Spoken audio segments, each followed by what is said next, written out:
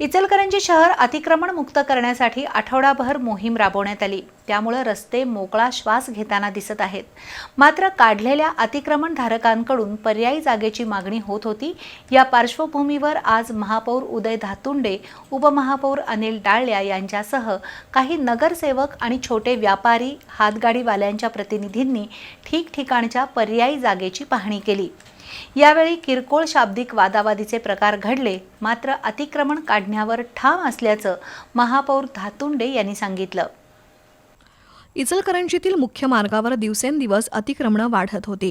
या विरोधातील तक्रारी आणि महापालिकेची शहरी बस सेवा सुरू झाल्यावर वाहतुकीचा प्रश्न गंभीर बनण्याच्या शक्यतेमुळे महापौर उदय धातुंडे यांनी शहर अतिक्रमण मुक्तीचा निर्णय घेतला।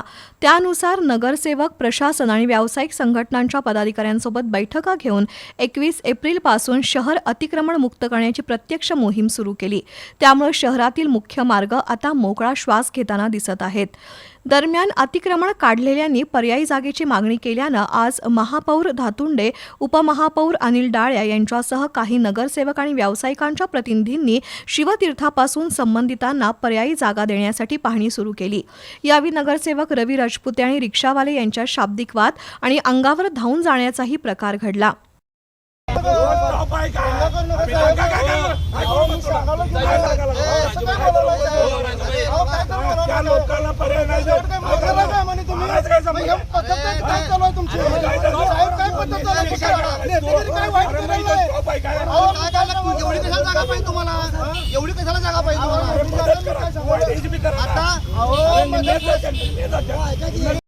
दरम्यान महापौर धातुंडे यांनी रिक्षावाल्यांनी व्यापलेली जागा रिकामी करण्यास भाग पाडत जलशुद्धीकरण केंद्राच्या भिंतीलगतचे 13 कपडे व्यावसायिक आणि 6 फळ विक्रेत्यांना जागा निश्चित करून दिली। याचबरोबर शहरातील अन्य ठिकाणच्या व्यावसायिकांनाही जागा निश्चित करून दिली।